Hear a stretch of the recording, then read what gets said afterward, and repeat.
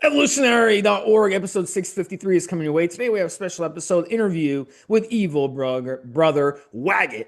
So you can go on the forum, evolution.org forums, the top right, hit the search button by member. You put in his name, Waggat, Waggat. It'll come up with his post, and in his signature, you'll always be able to pull up his log. And his log is titled, the one that he's running right now, it's called First Testosterone Cycle at 47 Log. And he started this back in September. So he's got 15 pages as of this podcast. So definitely check it out. Check out that log. By the time you maybe listen to this podcast, he might have a second log, third log. So you can go back and always go back and look at it. It's always going to be in the person's signature. My log's in my signature. Mobster's log is in his signature as well. Let me remind everyone before we begin, though, we are on Apple, we are on Spotify. Make sure you're smashing the like button, commenting, subscribing to all us on all the platforms so we can grow the podcast and the algorithms can pick us up. So with that said, Waggat, really appreciate you coming on, buddy. What time is it over there in the land down under? Yeah, so it's about 5 to 3 a.m. So yeah, pretty early.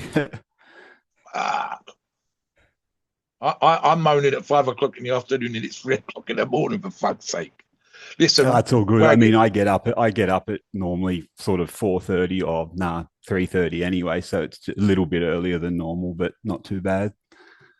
so one of the things that we would do, and we've done at the beginning of this show, but bearing in mind the time of the morning, I'm going to place extra emphasis on. Look, we can't do shows with members of the forum, guests, without people like yourself coming on. The community, and we're going to get into the difference and the support that you've had from Evolutionary has been growing and growing and growing, and is more emphasis now on it than there's ever been before. Right, so it's important to us to make sure that we start these shows right by. And I know Steve's done it briefly, but we do like a proper one if you like. And that is, thank you so much for coming on today, especially at the time of the morning that you've already mentioned. And again, without these shows, they can't take place. So thank you from Steve, myself, the moderators, the bosses of the forum, and the other members, and even the listeners, that I hope we're going to get something from listening to your story, listening to your journey today, because again, no guest, no Waggat, no show. It's as simple as that, guys. So thank you again, Waggat, for coming on today. No, that's fine. I'm really happy to be here. I mean, there's obviously a bunch of the recent interviews I've found really helpful in that. So yeah, hopefully I can sort of help out people the way that Absolutely. listening to those has helped me as well. So Yeah, one of that's the what we things, want. We want yeah. from those shows, definitely, Steve.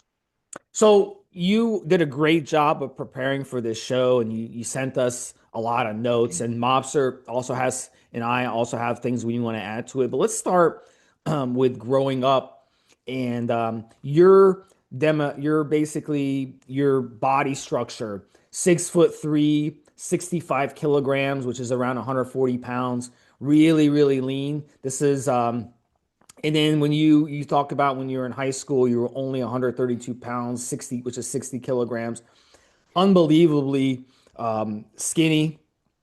And talk about growing up like that, and then talk about how you were getting into the weed. Yeah, okay. Yeah, so I mean, the 65 kilos, yeah, probably was maybe after high school when I'd sort of maybe filled out a bit, if you can call that being filled out. But yeah, in the later years of high school, sort of once I was always tall, but in the later years of high school, I suppose I sort of had the growth spurt and reached my full height. And yeah, it was probably only 60 kilos. I sort of don't recall, but I can remember a few times people weighing themselves at school and that, and me being sort of on the lighter side despite how tall I was. But um, yeah, and obviously being that height and that weight, you know, looked pretty weird, like, you know, basically what we'd call a bean pole, I suppose. You're really skinny arms and legs and that.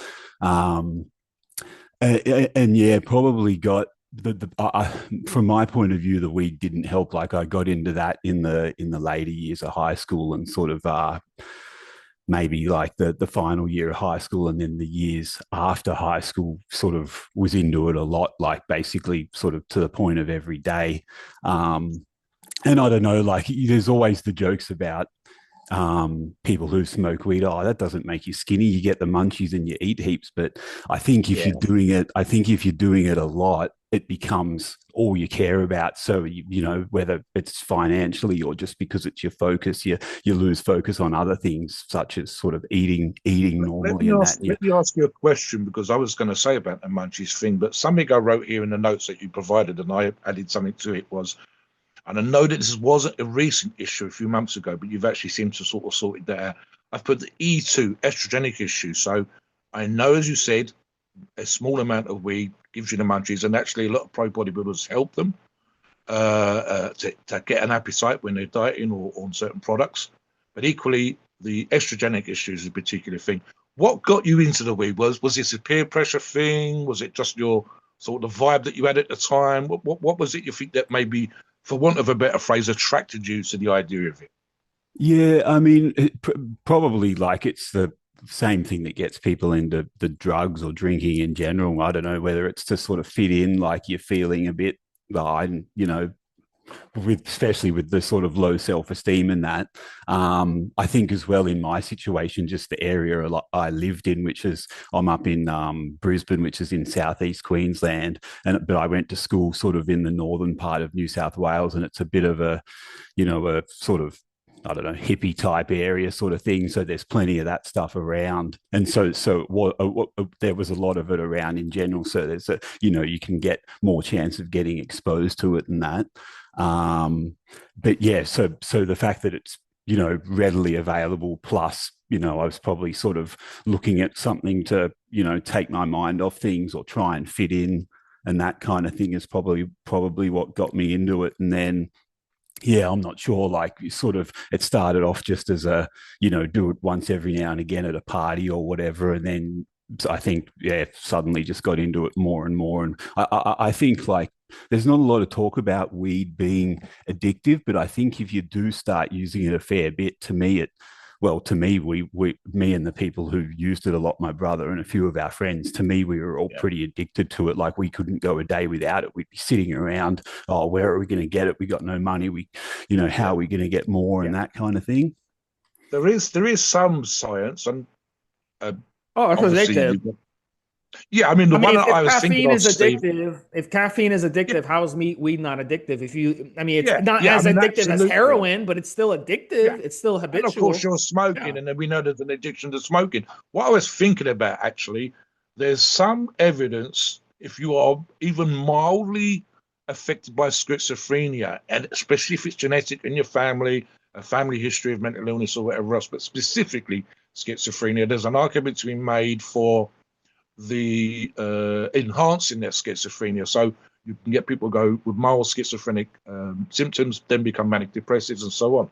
But however, look, I mean, without banging this drum too much, because we've got lots of other things we want to cover, while that might have been an issue then, it's not an issue now. So what got you away from that? What sort of stopped you doing it all the time, being addicted to it, etc., etc.? How did you move on from that particular place? Was it growing up? Was it seeing yourself in a different way? What do you think changed?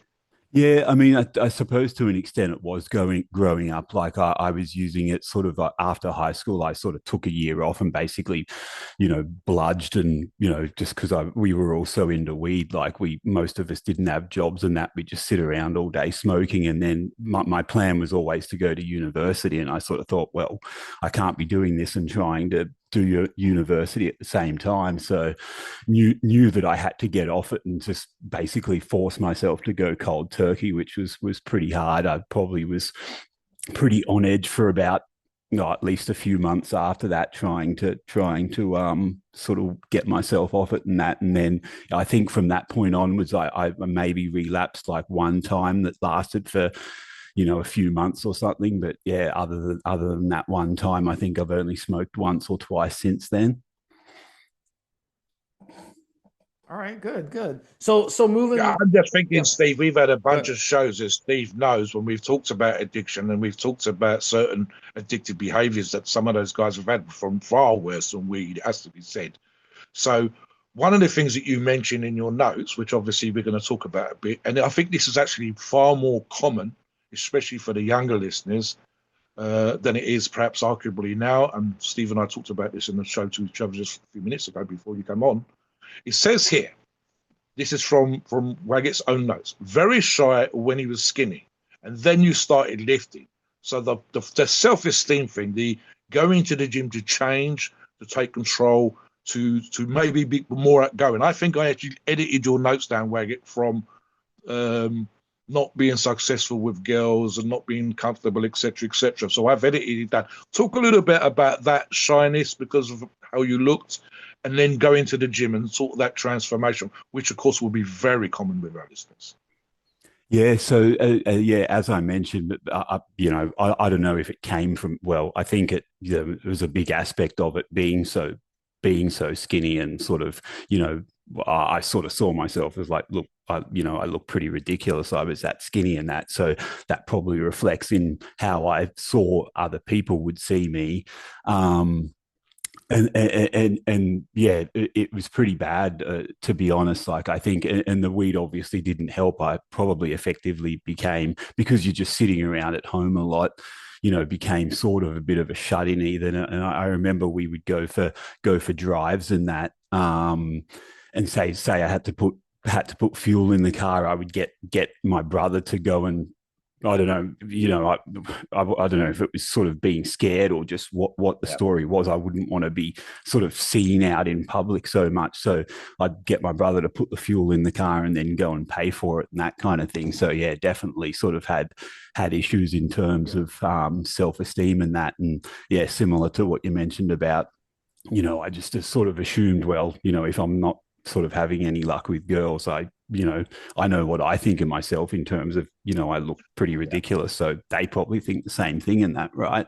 But yeah, and then in terms of that compared to when I started going to the gym, yeah, Yes. night and day difference, like in terms of,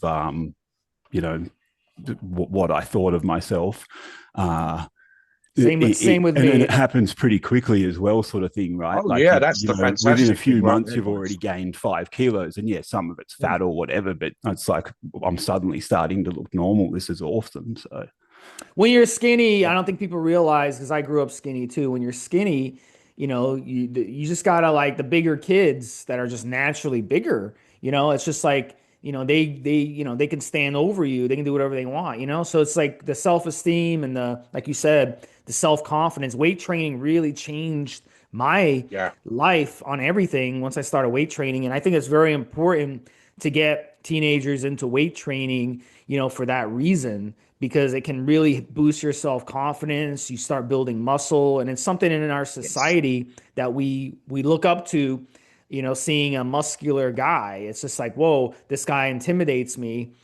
You could try it out. You can go on social media, for example, put a picture of yourself really, really muscular, and then do a second social media page of yourself when you were skinny, and you can test it out and see how people just talk to you on social media. Like, they respect you a lot more when you're muscular. So it's the same thing going into a job interview. You go into a job interview with a fucking nose ring and a fucking eyebrow ring. And the green hair, Yeah, and yeah. those big things and they put in their ears, yeah, and the green hair, and then you Oh look like a yeah, yeah. slob, or you walk into an Space, the interview looking spaces, yeah. professional in a nice suit, expensive suit. Yeah, Obviously, people are let me looking ask you different that than that. question because I have something I've noticed, and I'm going to ask Wagget this specifically. So one of the things that sometimes happens when you're shy, Wagget, and when you're sort of you had low self-esteem to begin with. Listen, the Wagget's journey is not there anymore. He's completely going in the other direction now. So one of the things that sometimes happens, especially I'm your height as well, Wagget. I'm 6'3". So when you're skinny, when you're self-esteem shit, you kind of bent over a little bit. You pull your shoulders forward, you hide your chest, your head's down. You was even sitting in the car, you didn't want to get out of the car, or you got out of the car, you didn't want to do the gas, and we stood there with people looking at you. Then you go to the fucking gym, and then without you even realizing it, and you mentioned the 5 kilos, you stand up fucking straight. You stick your chest out without even meaning to. You pull your shoulders back, and your head comes up, and you just start to look more confident. Did you notice that for yourself once you started doing these things? yeah, definitely, and it's true what you said, and even Steve, where you're talking about the interviews and that, and if you're skinny and that's obviously tall and skinny, it's hard to get clothes that actually fit. So you're aware of, look, I don't look that good, and then you sort of start putting on a bit of size, and suddenly things start fitting you properly. And yeah, fairly early on, started having people sort of say, oh, your legs are looking bigger, and and I think that combined with just the, going through the process, you're doing something that's hard work and you're getting those rewards. So that's naturally improving your, thought process and what you think of yourself.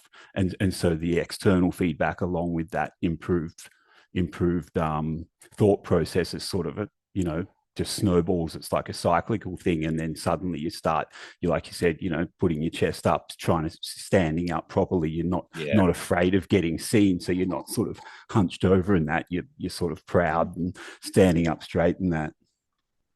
Make an eye contact. Yeah, In your exactly. notes, as I said, I edited your notes down. As it said, the brother actually gave you some good solid advice to help you with regards to when you first started training, when you first started lifting. He actually taught you the importance of eating. And well, we will touch upon this later on. Your log has got some fucking Waggat does the cooking, and he's got some kick-ass meals. And we've said again and again and again on these shows, the guys that run logs and the guys that meal prep and the guys that cook from scratch have the greatest progress. So I love the fact that you were taught how to eat by your brother with the helpful info, and then did well at that particular point. You went on, and here's where it's probably in the middle of Waggat's years training, gym, etc., etc. You said some issues with injuries. Tell us a little bit about why you had those injuries and what they were. Yeah, so I mean, I starting off, like I mentioned, I had really good initial progress, and I think what one of the things, like I had some help initially starting out, when I very firstly started, they just, the trainer at the gym gives you some generic program, and it's, oh, go use this machine, then the one next to it, then the one next to that. And my brother had sort of trained a bit previously, so he did a workout sort of for us. It was I think it was a simple upper lower split or something like that, but then eventually moved into I think I got Arnold's book, actually was the first sort of step to what I consider getting serious. And it's, you've probably seen it at 6 days a week, 2 hour sessions, which, when you're more experienced, I think is just going to lead to overtraining and that. I think doing that when I was starting out actually probably helped get you in the gym a lot and get you some good initial gains. But at the same time, I would say, they're not the most balanced programs. You're doing like so many pushing exercises, chest and shoulders and all that, maybe nowhere near enough back work, no sort of, shoulder stability, like for your rotator cuff and all that to sort of balance it out. Similar with leg stuff, right? Heaps of quad exercises and not much for the posterior chain. So yeah, I think probably after maybe 6 months to a year or so, just started getting little like shoulder niggles that were like, oh, I'm suddenly doing, bench press or overhead press, and it's starting to sort of hurt a bit in my shoulders. So that probably, and I didn't have any idea about, how you fix these things. I think I ended up sort of getting some manual therapy treatment and that, and then sort of went on for probably a period of a year or so trying to work around it and get it all sorted out and that. But eventually, I suppose, learned a bit more about, more balanced programming and that kind of thing. Yeah, I was going to say, Steve, as well. In one thing that Steve and I have both talked about when we talked about our own training, I think applies here. You had some mentoring, someone at the beginning that gave you good advice vis-a-vis your brother, and writing the programs out. We almost have to learn by making these mistakes, which is always annoying. We also have to learn to balance. We also have to learn, as you said, one of the things I've made a particular effort on is getting stronger on my hamstrings, because there's no point me being quad dominant, glute dominant, and then having no sort of back of leg strength. It doesn't make any sense. But the younger guys especially, can get focused on the show muscles and not realize that they're not knowing about the other things. That's actually going to make you a better athlete, a better bodybuilder, and so on. So you almost have to learn the hard way. I would rather you had niggling injuries than bad injuries, mate. No sort of spinal stuff or disc stuff. So yeah, one of the things that we went on with, again with your notes that you provided, plus obviously our own notes, it says that You've been training for a while now at that particular point, and you got to the age of 37. So you had been training some years. And I think at that point, you realized you had low testosterone. And let me add this, and then I'll bring you back in. You almost say you think you made it worse by using the low testosterone trick. And I know exactly what you mean. I've seen this written about a few times, which was probably a mistake, to actually get TRT. So talk about that, and specifically what it was like being on low testosterone levels, and then perhaps the transformation when you actually got onto TRT. Yeah, and that age of 37 I mentioned there probably coincides with, I'd had kids by that stage, and the stress that goes with that.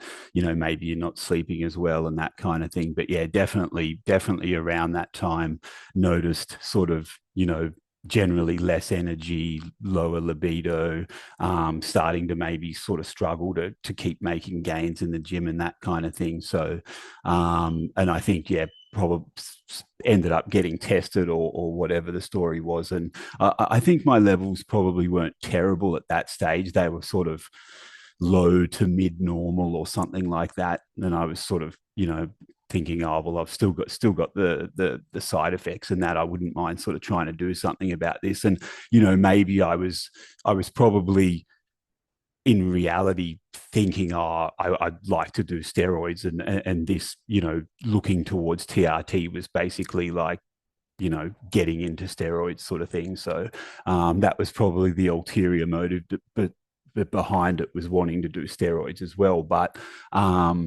yeah, as you said, I made it worse by I'd read an article on, it was how you can get TRT, help get TRT from a doctor, and it was basically for a few days or whatever leading up to when you're going to do the blood test, you eat hardly anything, you sleep as little as possible, a few hours a night or whatever. You try and purposely overtrain, and it actually, I can't believe how much it worked. I went the very first time I did it, and obviously looking back, I wouldn't recommend it or wouldn't do it again, because I think doing it a couple of times over the course of a few months probably affected me permanently. But yeah, I remember the first blood test we have the first total testosterone. Our range is typically around 10 to 30. I think my first test when I did that came back 3 or something like that. So it definitely worked. But yeah, I think sort of over the next few months, it probably made all my symptoms worse, sort of thing. So didn't help in the long run. And then eventually, I didn't get anywhere with these doctors over here in Australia. There's, up until recently, when they've got the online clinics, pretty much no one gets TRT through doctors, or it's really difficult. You got to go to the. I'll ask you about that as well, mate, because Steve and I just did a show this morning talking literally about TRT, and I even talked about how difficult it can be in Australia. Tell us a little bit about that. How hard this is, more for the benefit of Australian listeners now. The change with the clinics, the difficulty, same here in the UK with getting the NHS doctors to get you on TRT. It's very difficult, very rare. I can't think of anybody locally that I know that does it. So talk a bit about that for the benefit of listeners as well. Yeah, well, I was surprised. I was surprised, actually. I only learned about the clinics probably, maybe 6 to 12 months ago. I was shocked at suddenly just people talking about TRT and clinics and that. When I back around this time, which is close to 10 years ago, I'd sort of look on forums, and everyone was saying, you can't get anything from doctors. They'll, if you get some low test results, they'll either say, you're fine, it's all good, you're close to the range or whatever. Yes. Or they'll send you to endos, where they'll, probably do a bunch of testing, and then even if you end up getting anything, it'll probably be some ridiculous protocol, like, once a month injections. You go and see them, or something like that. So from back in those times, I think it was near impossible to do it. Obviously, I looked at the Australian and the NHS UK versions of TRT, and I think I said that the UK is 1,000 milligrams of undeclinate once every 6 weeks, and I think you do a very similar thing in Australia, which is exactly what you just said, which is once a month. You also added a comment, which I think you've just covered a little bit, where again, age 37, so 10 years ago, and specific to the Australian side, zero info on access, etc., meaning there was almost no information or no obvious helpful way for you to get information, both to proper legitimate TRT, which has changed since then, of course, and specifically knowing how to get hold of, if you wanted to, anabolic steroids to do it yourself or whatever. So talk a little bit about that. And then obviously in the last, as you say, the last 10 years, that absolutely has changed everywhere, but especially in Australia. Talk a little bit about that before we move on. Yeah, so I mean, I always thought, I obviously could see people in the gym and heard stories. Yeah, I know someone, he's on steroids, or I'd see someone in the gym and they're massive. I think, they're probably on steroids or whatever. They look like a sort of pro bodybuilder. I personally had absolutely no idea. None of my friends that I knew well enough to talk about it. I don't, as far as I know, didn't know anyone or that could get steroids. I always used to think, well, how would I do it? I guess I would. The only way I can possibly think of is to go up to some random big guy in the gym and ask him, which I didn't want to do. So to me, that's automatically like, okay, well, there's no way I could do it. Like you'd always see on forums people discussing them, but as soon as someone mentioned sources, they'd get shut down. Oh, you're not allowed to talk about that here. So yeah, I had no idea, and I suppose I'd never dived into it too deeply on doing searches on how to get it or anything like that. I know in a lot of the forums are US based, and they seem to not have as much of an issue. But yeah, where I was, I just had no idea whatsoever how to We get it or anything. So we talked about as well, Mobster and I, when we did a TRT episode about self TRT. Was that ever a consideration? Because I know it used to be really hard in Australia to find a source, even on our forum when the Australians, we first Yeah. started getting a lot of Australians, they were having a really hard time. There would be a good source, there'd be another good source, and then they would Product, no they would source at all, scam. ripping you off. Yeah. Yeah, they'd start scamming or they'd get shut down, and now there's Mm. a good stable amount. So was self TRT never a consideration? that's how I actually started. So how long? 3 months or so before I started the log. So Yeah. June or so last year, a friend of mine suddenly, I don't know, there was talk. He's a tradie and he works on site. Mm. And a couple of his mates on site there, were getting gear, so he sort of started using it. And he's like, "Oh, do you want some?" And I'm like, "Oh yeah, I'll try it for sure." And I think I at the same time I'd sort of found out about the clinics as well, so I was probably always going to look into the clinics, and yeah, I ended up getting some from him.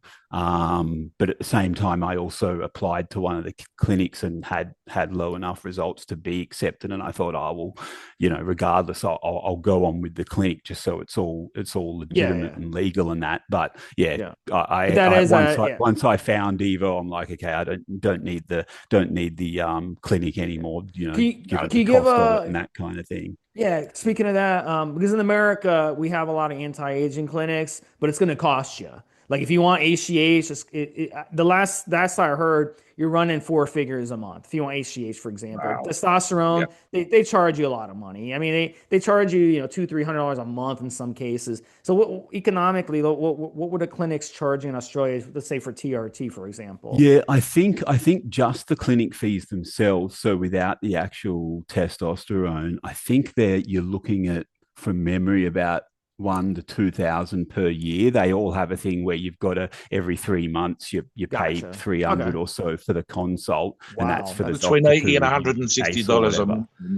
Yeah. Yeah. And then yeah. And that's without the, just yeah, the sorry, what testosterone. do you pay? What do you pay now, just as a rough figure without Yeah, being specific, if you like? yeah, What would you say that your TRT cost you now? And I know that you're also running a cycle, but what yeah. would TRT, stealth TRT, buying via connections, EVO approved sources, whatever else, Yeah, just as yeah. a So rough I mean, figure, if what you would it cost from the Evo approved sources, they're generally like a bottle of Testy is typically, I don't know, about $80 or something like that. So Yeah. Yeah, and if you're doing a legitimate TRT dose, which is say what 100 to 150 milligrams per week, Yep. it's obviously going to last you ages. So I mean, as my mate said, it effectively works out nothing. It's so cheap, like So, $80 for the so, vial, and then it so lasts would It's so a few long. bucks a week. Yeah. Yeah. for the Australians listening to this who are looking to go down the route you did, what would you recommend looking back on it? Would you recommend just coming on EVO and finding an approved Australian source and just getting it that way, or would you still recommend going to a clinic and paying a fortune? Oh yeah, I mean, to me, it sounds like it's similar with the other countries. The clinics basically I mean, to an extent, it's a positive that they exist now and that facility is available to people. Whereas, Yes. 5 or whatever Yes. years ago, Yes. it was nearly impossible to get TRT. At least it's becoming a Yeah. possibility for people with genuinely low T. But at the same time, I think to an extent, they obviously just exist to make money. And Of oftentimes you'll course. see them prescribed to people whose results aren't too bad. Yeah. And that sort of, I mean, if of it's a course they're thousand a going to. year and they have 100 clients, I mean, they're bringing in the dough. I mean, Yeah, Yeah. yeah, Yeah. And exactly. so would you recommend that the guys listening to this out there just come on the forum and find an approved source rather than having to pay all that money? Yeah, yeah. Well, I actually can't believe when I firstly did stumble across Evo. I think I got to the point where I'm like, I can't rely on my friend to get it for me. What happens if he stops being able to get it? I need to try and Yeah, see if I can find a source for Yeah. myself. And exactly. so Yeah. eventually, through random Google searching, somehow came across Evo, and I ended up in the Aussie approved sources section of the forum. I couldn't believe it when I firstly saw it. I clicked on a thread and it's like, here's the quarter 4 approved sources, and I'm like, Yeah. this is crazy. There's legitimate people on a forum talking about these sources, and that they're saying that they've bought from these sources and Such a that kind of difference thing. from such a difference from zero information and no fucking clinics. On the show that Steve and I recorded, we said literally, guys, like we're doing right now on this show, are having conversation about your buddy, your friend, the tradie, talking about it in a way that we've never done before. Something you said here, and I put here, you said June of last year. So I wrote from your notes, finally, age 47, 7 months pre-show. You notice you went on CRT. This is before cycle. Notice a difference in 2 to 3 weeks. So I've got here, ask you about the progress, but I'm going to say, and this is for the benefit of other people that are just considering CRT, how much of a difference to your outlook, to your training, did just going on CRT make before we get into where you are now? Yeah, yeah, massive difference. I can remember just. I think one of the things I mentioned was more energy. I think the first thing I noticed was just things weren't fatiguing me as much anymore, and I even had friends commenting on it. Like I sort of play a bit of golf here and there, and after I think I played a round of golf about 2 to 3 weeks after starting, and this is a guy who knew I'd started it, and he was actually surprised. Normally, you get towards, after walking sort of 18 holes, you get towards the end and you're pretty tired, you're moaning a bit, sort of thing. Things are hurting and that. And yeah, towards the end of the holes, I was just like fresh as, I didn't need to sit down. And he actually commented, "God, you're doing all right." Normally, by this stage, you'd be sort of, you know, complaining about being tired and that kind of thing. But I felt really fresh in that. And I yeah, was gonna yank your chain, and this is for the benefit of golfers listening. Steve said, "Did it improve your swing?" yeah, yeah, pretty much. Yeah, Stop I putting mean, 100, I'm 100-foot terrible, shots. but and then yeah, obviously libido as well. Like before Yes. TRT, Yeah. like yeah, Yeah.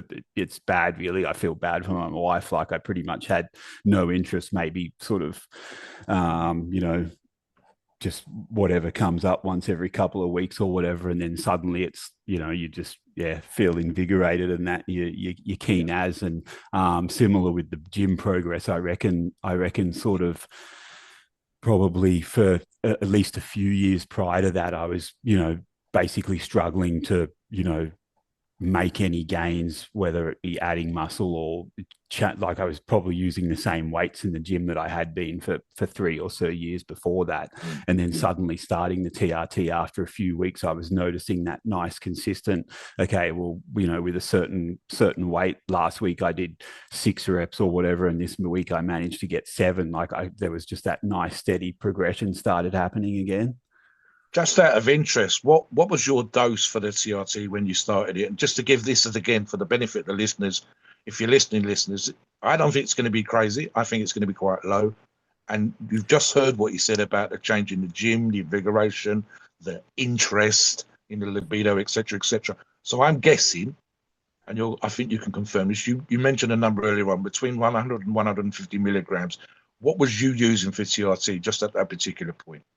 Yeah, so I started on 150, and I think I after pretty quickly, like just after a couple of weeks, I dropped down to 130 because at that stage I was going to stay with the clinic, and I thought, oh well, they'd prescribed 100, I think, and I thought, well, I don't want to go back for my first checkup blood test and suddenly be way over the range, and him drop the dose to below 100, so I'll drop it down from 150 to 130 or whatever. And yeah, as it turned out, sort of, I was getting fairly, like, I think my first blood tests were after sort of 6 or 8 weeks or whatever, and the E2 was really high. So I eventually dropped that 130 down to about 100 to try and get that E2 under control. So I think for me personally, probably without running an AI or anything else, in the future, if I was going to do just the test, I'd be limited to about 100 milligrams a week.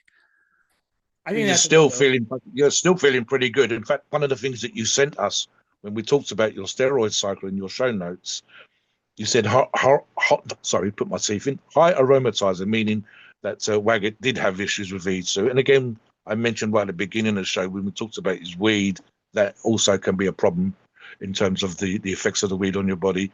You put here, E2 was 350 on just 150 milligrams a week. But again, you hadn't been using an AI at that point. Funny enough, the show we did this morning actually talked about a product which includes an AI. Since then, and I want to get into the cycle at this particular point, but I listen, Steve, and again, this is for you as well, Waggat. I love the fact that you've transformed your outlook. I love the fact that your libido has improved.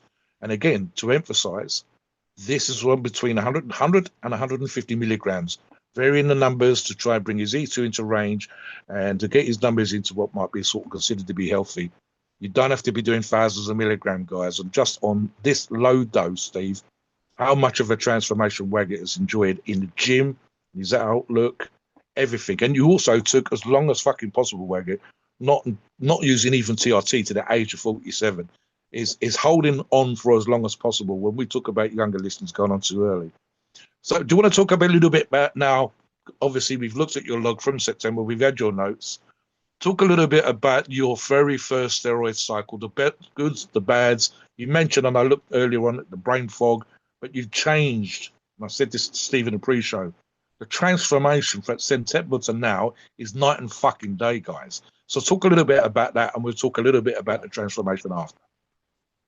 Yeah, so I mean, I suppose I'd always, having been so into the gym for at this stage 47, what I don't know, 20 years or whatever it was. Obviously, when I firstly started out, I thought, didn't really know anything about steroids, and I was lucky to an extent in terms of making those initial gains. I assumed that, okay, even though this is coming from someone who's naturally got such a skinny build, and that I sort of wasn't aware so much of limitations, and I just assumed, okay, if I train hard for a number of years, I'm going to get massive like anyone else, sort of thing. So I was lucky in that regard, but and didn't really feel the need to think about steroids. I didn't think they were sort of necessary to get a really big look and that kind of thing. But as time went on, I suppose being so into working out, you're seeing about steroids here and there, and then it eventually becomes something. Thought, okay, yeah, I wouldn't mind trying them. Like I think I'm sort of pushing the limits of what I'm achieving sort of naturally. So at some stage, I'd obviously like to try it, since so you hear about them so much and that. Um, and then yeah, so in terms of starting the cycle, I thought, oh well, from everything I'd read, I probably want to do the first cycle be a basic testosterone cycle somewhere around 350 or up to 500 milligrams per week. And yeah, knew at that stage about the E2 issues just from the TRT, and that I'd therefore need to run an AI, which I think, what is it? I started off I didn't have much information at that stage, so I'd previously bought some, what is it, anastrozole or whatever it's called, the Armadex, and I didn't realize, it was only when I came on Evo that sort of I noticed that everyone had gone away from that, and were now recommending the Aramacin instead, sort of thing. But I knew I'd have to run that from the start. And yeah, so when I started the cycle, I think Lev on the forum said, "Oh, how about you start at 300 and then go up every week or every couple of weeks, sort of thing, until you reach sort of 450 or 500 or something like that." So yeah, that's where I ended up at. And yeah, massive improvement, sort of straight away. Sorry, just to interrupt, Steve, you've mentioned this recently, and I'm going to agree with Steve on this. What we've noticed with a lot of the Australians, and we're convinced, and Steve and I can agree on this, and I've seen Steve mention this recently, we're convinced that the reasons why the typical Australian member of the forums, perhaps with a better start, a better sort of more muscular frame to begin with, or possibly with a sporty background, never mind, because me and Steve both started off kind of skinny, exomeso, if nothing else. You've almost certainly started with an exomeso frame from where you was to where you are now. But what we've noticed is that a lot of the Australians don't use an AI at all. And we're convinced it's because of the difference between the American diet, typical listener's diet, Canadian diet, obviously North American, if you like, versus the Australian. I will ask you a bit more about that later on when we talk about diet, because I know that you're really good on that. And I think, again, that's helping you an enormous amount.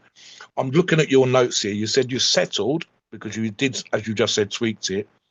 You were running an AI, but changed to test E and EQ. And then later settled at 375 milligrams a week, which would be test E, and 320 milligrams a week of EQ. How was you getting on at this particular point? Because again, Lev and yourself, you're tweaking what you're doing. You're just seeing if you need to make any changes. It doesn't have to be rigid, guys. It can be flexible. So let us know how you felt you were progressing at this particular point. Yeah, so when I bought the EQ in, I think I might have started around 1-to-1 between the test and the EQ. I think, yeah, somewhere around that, 350 or so of each. I think at one stage I actually got paranoid. I thought, oh, have I got high E2 symptoms? I thought I might have sort of had some sensitive nipples or something, and I thought, I just randomly thought, oh no, that's it. Yep, I know I'm a high aromatizer. I'm going to bump the EQ to 400 and drop the test to, I don't know, 320 or whatever it was. And then I think I may have actually ended up slightly crashing the E2. I sort of lost the libido a bit. It wasn't too bad. I think the blood test showed that it wasn't too low. So then I sort of ended up reversing the doses. I thought, okay, maybe it's not as bad as I thought. I'll bump the test up a bit and drop the EQ. So that's how I ended up with the numbers of 375 and 320 there, and that was sort of run at those numbers for the last the last sort of month or two of the cycle, and that seemed to be the sweet spot. I hit it really well in terms of how well did you do overall with the cycle? And obviously we're going to talk a bit about your food and other bits and bobs. I think probably one of the things, firstly, I'll say that I learned on the cycle.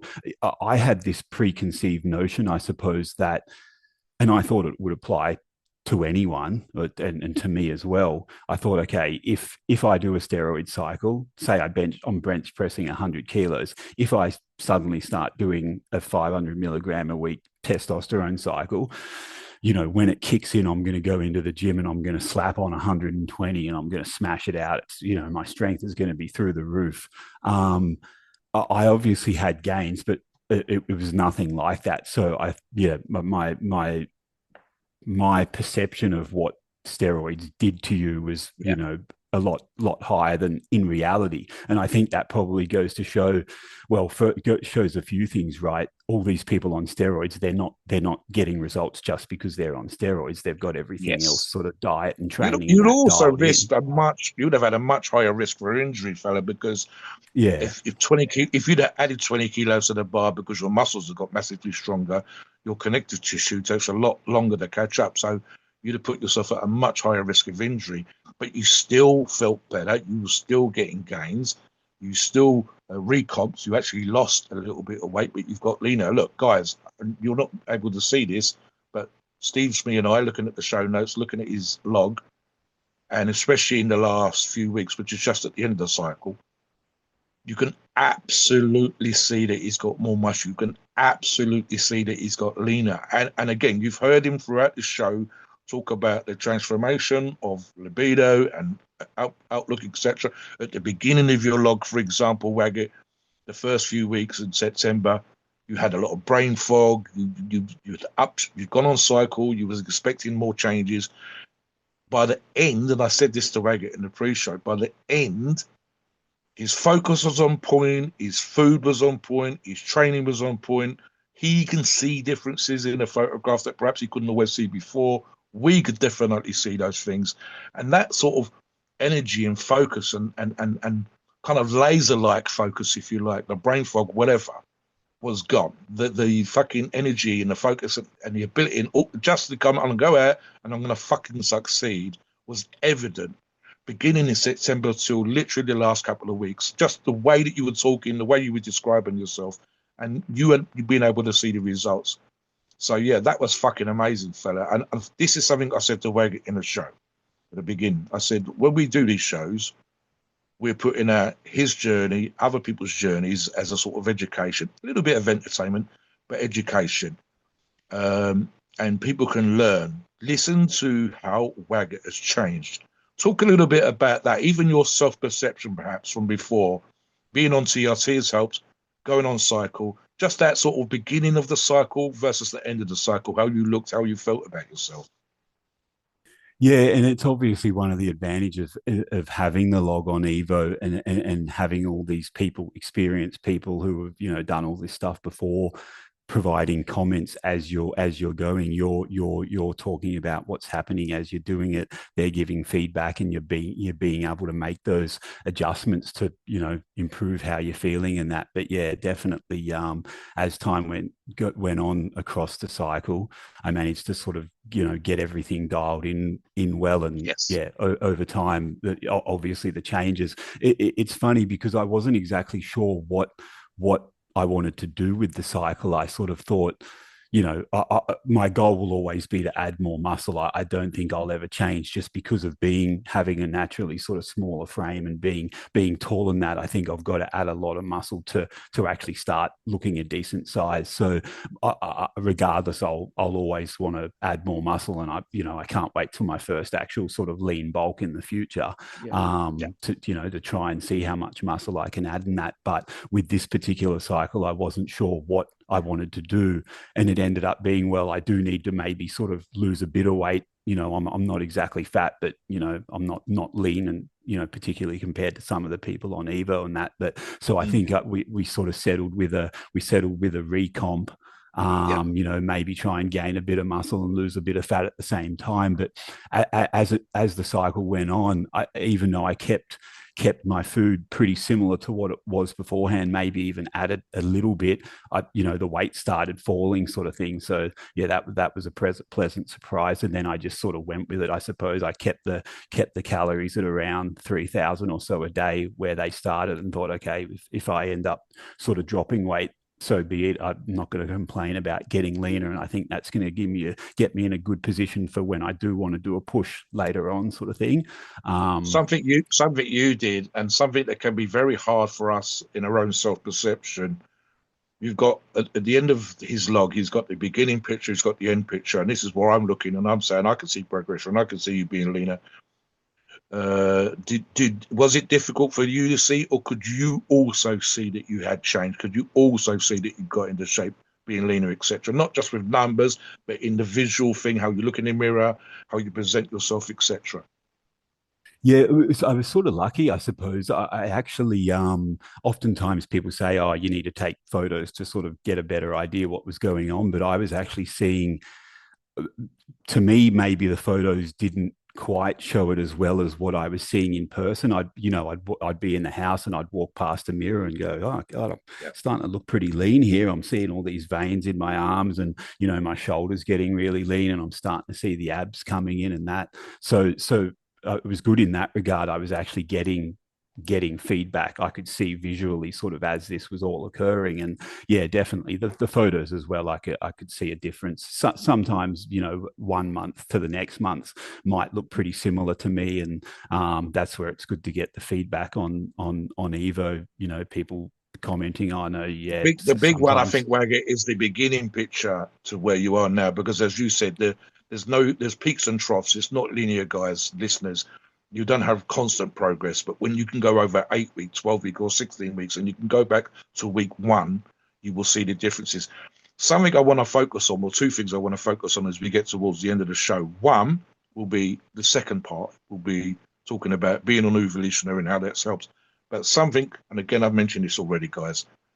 I had a very quick look just to remind myself pre-show this afternoon. Your fucking diet, the food, because you do all the cooking.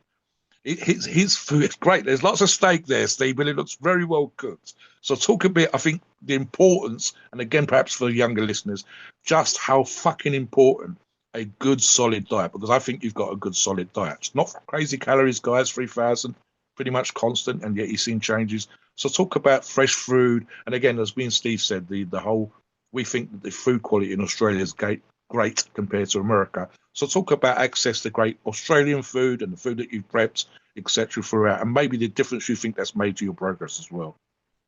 Yeah, yeah, definitely. I suppose I was lucky in that from very early on, probably from the get go, whether it from just, simple things like seeing in Arnold's book, the importance of getting a lot of protein in. I knew I had to, from the first thing that got me into working out, some news story about an underweight lady. I saw, okay, she's eating 5 or 6 meals a day. Okay, I'm going to do that. It says 5 to 6 small meals a day instead of 3 regular meals. Well, I want to gain weight. So instead of 5 to 6 small meals, I'm going to eat 5 to 6 big meals. And I knew the importance of getting the protein in, in those days I'd be out at friends' places, and maybe not that was sort of a bit before I'd started prepping food, but I knew, okay, it's 2 o'clock. I haven't eaten for a few hours. I've got no food here with me. I'm just going to go down to the shop and buy a hamburger to get the protein or whatever, and make sure I'm getting enough calories in to grow and that kind of thing. And then eventually, obviously, you start sort of learning a bit about, doing it in a more healthy way, making sure you're hitting a certain amount of protein and making sure you're getting healthy fats in and that kind of thing. And that's where food prep came in. And I think initially my food prep was pretty straightforward. I'd have, how do I do this? Okay, I'll cook a massive bunch of rice. I'll get a few tins of tuna. I'll chuck it in, and I'll get some frozen veggies and mix that in. And I'd eat this big bowl of dry tuna and rice or whatever. And I did it. I knew that I sort of had to do it, and okay, this is a simple way to do it. And then eventually sort of started seeing a bit more about, well, how can I make this actually enjoyable, looking at sort of recipes here and there, and started to sort of cook things that were a bit easier to eat, and that's obviously evolved over time, sort of, yeah. And touching on Australian food quality, I think we are pretty lucky over here. Obviously, we sort of are. A lot of the fruit and veg is probably, where I am in Queensland, it's probably fairly locally grown. Yeah, Similar yeah, with, we've got a really good meat industry with, cattle yes, across all parts of Australia and that kind of thing. yeah. So you're always getting sort of good quality food. Um, Yeah, so some of So the yeah, let me go over some of these that you posted. There's a meal where you have roast beef, potatoes, and some type of vegetable. Excellent, excellent meal. How are you cooking the roast beef to make it look so perfect like that? Yeah, Tell us your brisket. secret I on think that. brisket. I think yeah, was one with yeah. sweet Well, potato. I suppose going back to the meals, uh, where that all comes from, I suppose I've got two kids and a family and that, so it just works out in terms of availability. My wife tends to work a bit later. That I sort of moved into doing cooking the main dinners each night, Yeah, and I thought, okay, I want to start looking at if it was maybe me by myself, I would probably cook 2 weeks worth of dinners and then just freeze some of it and have the same thing every night. But given I've got kids, I thought I'd probably need to start, you know, very keep yeah. things exciting for them so that they actually eat it. And yeah, eventually started sort of looking at recipes and what can I make that they might like. And trying to keep things fairly simple as well. I don't want to be spending sort of 2 hours cooking dinner, so trying to make dinners that are healthy, fit my macros, healthy for them, have veggies and that for them, so they're getting what they need, but at the same time, don't take too long to cook in that. So yeah, I mean, roast is a bit of a favorite for us, like, Yeah. always doing sort of a Sunday roast or whatever every second week or something. And So usually I how think how that, how are you cooking that? Because that's not an easy thing to cook. So you take the whole Do you roast and leave it. marinate it? Do you season it at all? Give us a little tip or No, two no, I'm about talking how you about get the specifically flavor. how to cook it, like in the oven. Like tell us how long to put in the oven. Tell us specifically how you're doing this. yeah, I mean that roast beef, I think that's the first time I've done that for a while. It was actually pretty straightforward. It was a pre marinated roast from the supermarket. It was actually really nice, pretty cheap as well, and it just says, per kilo, put it in the oven for an hour per Yes, kilo at yes, yes, yes. 180 Yeah, or something like that. yeah.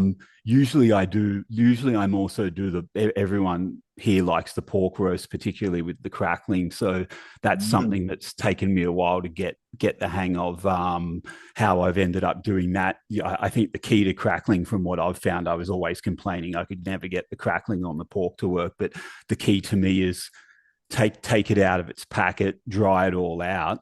This is a day before you want to actually cook it, and then sit it in the fridge uncovered overnight, and that dries it Mm. out heaps. And then put a lot of salt on the crackling, bit of oil and a lot Yes. of salt on the Yeah. crackling. And yeah, I follow a recipe. It recommends even the cut, like don't use pork loin, because it's not, the crackling's not going to be as good. Use pork shoulder instead, or something like that. So, but Just yeah, as a side tip, Steve, one of the things that I'm going to have it again tonight. I'm going to cook it again tonight. A pork belly, which is not the best cut in the universe, and as you just said, a bit of salt. And one of the things that I do, you could also do on normal pork joints, just as a tip, and you can dilute this if you want to, is a maple syrup for the Canadian listeners, Steve. There's a little bit of maple syrup on there, and it really does help crisp up the rind, Yeah. the crackling on the back of the pork. But again, make sure that the sugar or the syrup or whatever else is part of your overall macros. Don't just be fucking covering everything Raw, like raw, raw is Simpson or best. whatever. Raw honey, raw maple syrup. It's Yes, always the yes, best. I was gonna ask absolutely. you. Yeah, you can just yeah. I was gonna ask you, right? As we come to the end of this, I was wondering, why don't you talk about some of your favorite logs on the forum and talk about some Yes. of the guys on the forum And that the have really and the helped you. difference that Evo's made to you, because you mentioned it a little bit earlier. yeah, yeah. In terms of the difference it's made, yeah, like I mentioned before, I think being able to, well, firstly, I suppose I thought I was pretty serious, and I obviously went through phases of being more serious with the gym and that. But when I firstly came on Evo, for example, I wasn't even tracking exactly what I was eating. I was eating something similar every day, so I knew roughly, okay, I'm always eating around maintenance calories because it's the same thing every day and my weight's staying the same, but I wasn't tracking macros at all. So that was one of the first things that I knew from the comments I got. You've got to get at one of these tracking apps and start putting all your So food in there. So who can you be specific? Who specifically helped you? What are some of the guys and gals on the forum that specifically helped you that you can remember? yeah, yeah. So initially, I know that one of the first logs I looked at was Be Me, and probably the reason is that I think his first log was titled I don't know. I think it was it was his first cycle, right? I can't remember the actual Okay. title of it, and that's what got me interested. Is okay. This is a guy. I think he's not as old as me, but he's getting a bit older. He's not like a young 20 or so year old, and he's documenting his first cycle. And I was impressed at how thorough he was in terms of all the detail he showed. He's tracking everything. He's got all these. He's tracking his sleep. He's always tracking his workouts in the app and he's tracking all his diet in the app, and how much detail he had. So that sort of helped me initially. Okay, that this is what I need to do, and it helped me. I'll set up my log as well. This is the detail I needed to provide so everyone can see what I'm doing in that. And so I know he's pretty constantly been there helping out, and so has obviously Lev. I don't know, he's Yes. superhuman. He helps everyone out. So, but he's been there from the get go and really helped me dial in, where to get started, help with E2 Tweaking issues and dosages. that Yep. kind of Yep. thing. Yeah, exactly. Yeah. In terms of other logs, like I said, started off with Be Me. For the entertainment and the alternative lifestyle, I really used to like van life, but unfortunately he's not Yes. around anymore. But that was really interesting reading that, and I used to love his sort of not anti sort of establishment or whatever. I just used to really like, look, you don't need to live a normal life. No. Everything that goes along with it. He's getting by fine just living in a van, and that I thought it's a good alternative outlook sort of I thing. actually think van life, in some ways, Waggat was actually trying to change the establishment, because he was the one talking about TRT clinics in New Zealand. He was the one providing some of the people with information out there. So while he was absolutely, as you say, living an alternative lifestyle, he was at the same time trying to get the clinics and the doctors and whatever else to be more open to people like himself doing what he was doing, Yeah, similar to yourself before. So yeah, listen, I yeah, mean, overall, I think, and I don't want to speak on your behalf, but overall, I think being on Evolutionary has helped you enormously, both with obviously the sources in terms of getting solid product and not paying clinic prices, having the guys, as you said, to model yourself on, because that's what you're looking at with Beamy. Is he close to me? Is he doing what I'm doing? And we got lots and lots of logs on the forums, listeners. So you come on and you find someone who's like you or as close to you as possible, and that's your kind of starting point. Wagget is yeah, yeah, absolutely, yeah, the food thing, the tweaking your cycle, tweaking your macros that Lev's talked about. What? Let me ask you one question as we get to the very end of the show. So first things first, Wagget has fucking transformed from skinny as a rake, weed smoking, yada yada yada at the beginning, slowly adding muscle, looking at TRT. And as I said, with his most recent log from June till now, from TRT to cycle to now, he has transformed. Give a little bit on that, but also a thought for the listeners, something that you've learned about yourself that perhaps you think would be useful to listeners just as we get to the end of the show. Yeah, I think I mean, to me, the sort of looking at the overall thing, I suppose, the importance is consistency early on.